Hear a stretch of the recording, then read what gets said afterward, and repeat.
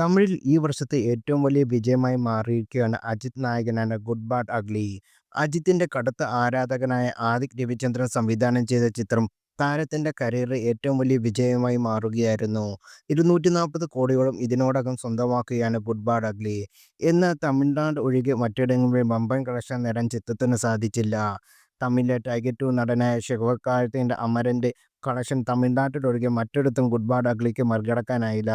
തമിഴ്നാട്ടിൽ നിന്ന് മാത്രം 138 കോടിയോളം ഇതിനോടകം ചിത്രം സ്വന്തമാക്കി കഴിഞ്ഞു. എന്നാൽ ഓവർസീസിൽ 59.6 കോടി, കേരളത്തിൽ നിന്ന് 3.8 കോടി, ആന്ധ്ര, തെലങ്കാന എന്നിവിടങ്ങളിൽ നിന്ന് 6 കോടി എന്നിങ്ങനെയാണ് ചിത്രത്തിന്റെ കളക്ഷൻ. ശിവായത്തിന്റെ അമരനെ ഇവിടെയെങ്ങും ഗുഡ് ബാഡ് അഗ്ലിക്ക് മറികടന്നിട്ടില്ല എന്നതാണ് ശ്രദ്ധേയമായ കാര്യം. ഗുഡ് ബാഡ് അഗ്ലിക്ക് മുമ്പ് അജിത്തിന്റേതായി പുറത്തിറങ്ങിയ ചിത്രങ്ങൾ പ്രതീക്ഷിക്കത്ര ഉയരാത്തതാണ് മികച്ച പ്രതികരണം ലഭിച്ചിട്ടും ഇപ്പോൾ പ്രതീക്ഷിച്ച മുന്നേറ്റം നടക്കാത്തതിന് കാരണം. അതേസമയം ശിവകാര്യത്തിന്റെ ഉയർച്ചയിലും ഇതിനോടൊപ്പം ചേർത്ത് വായിക്കേണ്ട ഒന്നാണ്. ചുരുങ്ങിയ കാലം കൊണ്ടാണ് ശിവകാര്യത്തിന് തമിഴ്നാട്ടിൽ ഇത്ര വലിയ ഫാൻ ബേസ് സൃഷ്ടിച്ചത്. കുടുംബ പ്രേക്ഷകരുടെയും യുവാക്കളുടെയും ഇഷ്ട ചോയ്സായി ശിവകാർത്തികേയൻ മാറുകയായിരുന്നു.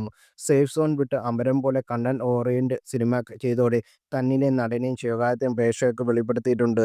AR മുരുകദോസ് സംവിധാനം ചെയ്യുന്ന മദ്രാസി, സുധാ കോങ്കരയുടെ പരാശക്തി എന്നീ ചിത്രങ്ങളാണ് ശിവകാർത്തികേയന്റേതായി പുറത്തിറങ്ങാനുള്ളവ.